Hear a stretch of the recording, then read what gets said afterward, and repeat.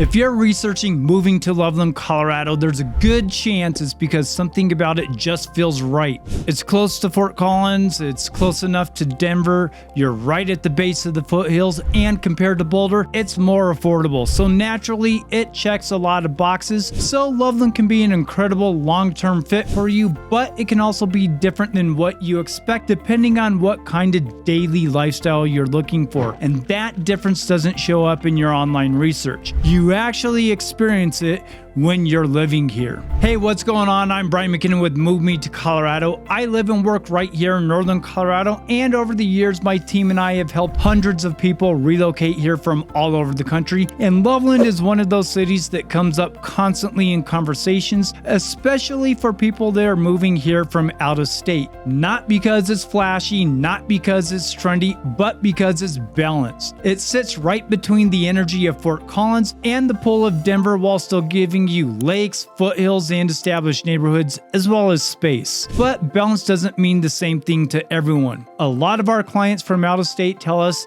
that it's calm, it's peaceful, it's what they think of when they think of Colorado, and clients that come here from a big city tell us that it's slower than what they expected, but once they adjusted, they love it. So instead of just listing pros and cons, let's go ahead and walk through what everyday life in Loveland actually looks like so you can decide if it fits the lifestyle you're hoping to build here. One of the first things everyone says when we're looking at homes in Loveland is, I didn't realize how pretty this is. You're constantly seeing the mountains and foothills in the background. There's open sky, and you're not boxed in by tall buildings in the city. And when we head west toward Mariana Butte or up near Devil's Backbone, their tone changes from just, hey, this is nice scenery, to something that actually shapes how you live. I've had clients tell me that after hiking Devil's Backbone for the very first time, their whole perception of Loveland changed. It stopped feeling like a suburb to Fort Collins, and it started feeling like a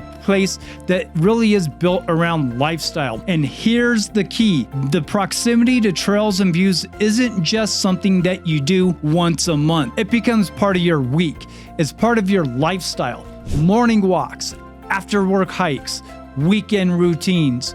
You also start noticing something else about Loveland that doesn't always show up online, and that's its connection to art. For example, the Chipunga Sculpture Park at Centerra runs right along the trail system, and it's not tucked away somewhere or obscure. You're walking or biking along it, and there are full-scale sculptures along the path. And even downtown, you'll see public art integrated into the landscape. It's subtle, but it gives Loveland a layer of identity that really is intentional. It's not trying to compete with bigger cities, it just leans into what it is. But scenery and art alone are not going to determine whether you'll enjoy actually living here.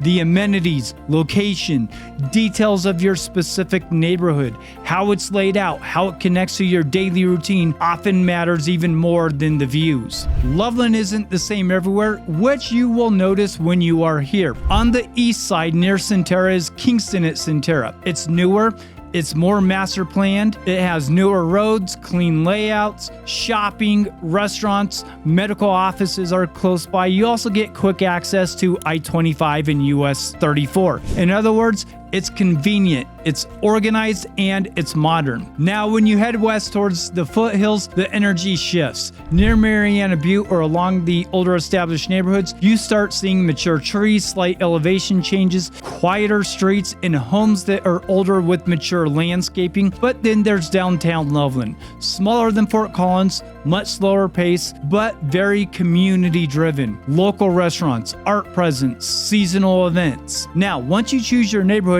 that's when your daily life really does start to take shape. If this breakdown has been helpful so far, make sure you do subscribe to the channel. This channel is built specifically to help you understand what life is actually like here in northern Colorado, including cities like Loveland, Windsor, Fort Collins, and Greeley. Loveland is at its core a driving city. You're going to want to have a car for transportation here if you can. You're getting in the car for groceries, to go to dinner at local restaurants, for school drop-offs, for the gym, for work.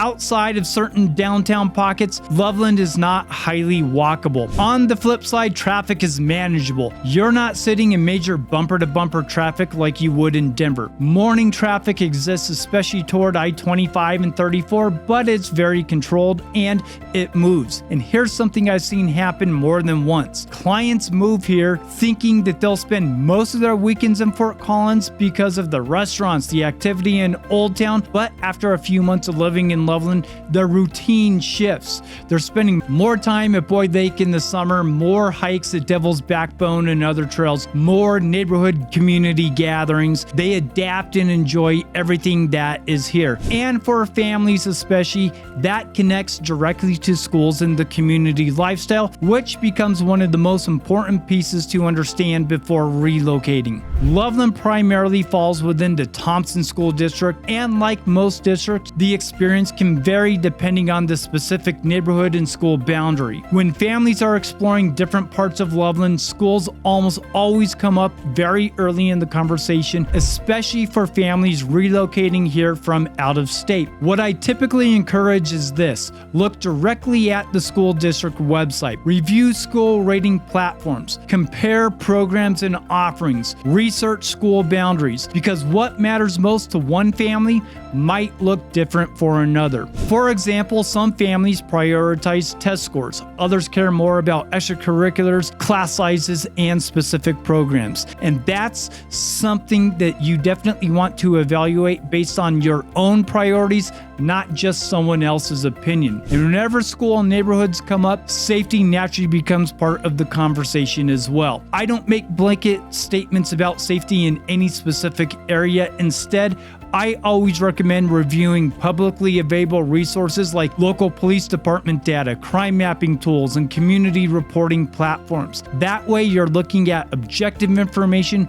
rather than someone's personal take and opinion. At the same time, I always suggest spending time in the city and in the neighborhood yourself. Drive through it at different times of the day. Walk the neighborhood if you can. Pay attention to what you notice, because ultimately your comfort level is personal to you, and that's something only you can determine. Loveland is not a nightlife driven city. If you're coming from a dense big city environment, it will be less dense with less nightlife, but that doesn't mean it's inactive with nothing to do. Weekends here tend to revolve around things like lakes, trail systems, local community events, grabbing dinner near Centerra or downtown, or taking a short drive up to Fort Collins. It's active, but it's not overwhelming. You choose when you want activity here. It's not constantly surrounding you. Many of our clients that have moved here from the big city find that kind of environment incredibly grounding. Some of our clients also tell us that they miss having that big city energy built right into their surroundings at first,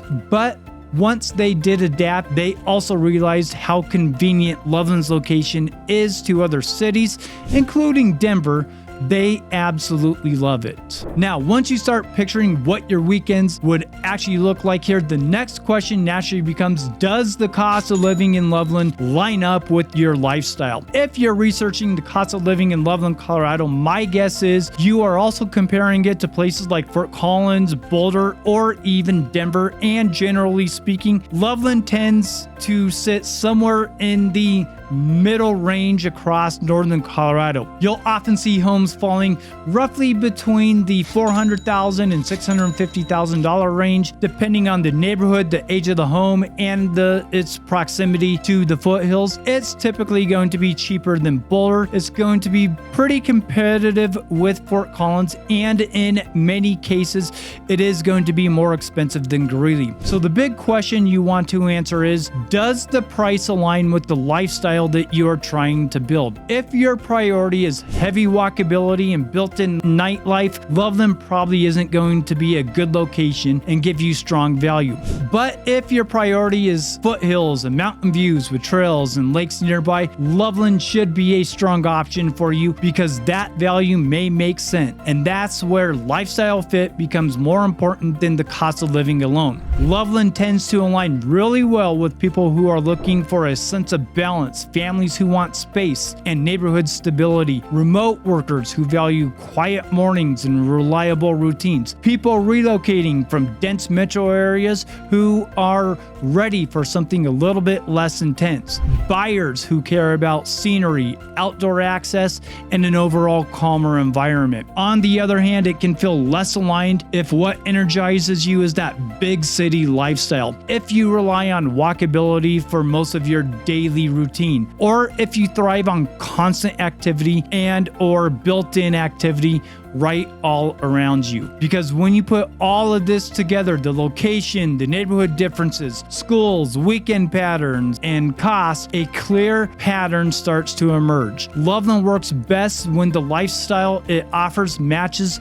the lifestyle that you're hoping to build. If you're thinking about relocating to northern Colorado, here's the real question. When you picture your life here, does it feel calmer and more residential, or busier and more urban? I'm genuinely curious which direction you lean toward, because that answer alone usually tells you whether Loveland is going to feel like it could be home for you. One thing I've consistently noticed with people who do choose Loveland is this: the scenery draws them in, but it's a lifestyle that keeps them here, and it's usually their long-term choice. Loveland, Colorado is the kind of place where your routine does seem manageable, where your weekends definitely are not going to be rushed, where your daily life settles into something that becomes steady, and the people who thrive here are the ones who are looking for that kind of lifestyle. And when Loveland aligns with your vision, it tends to feel very right very quickly. So if you are thinking about relocating to Loveland or anywhere in northern Colorado, and you want help deciding which city truly fits you best, my team and I would be happy to help. You can reach us through the link in the pinned comment below, and if you want to continue learning more what you need to know before making a move to Colorado, watch this video next.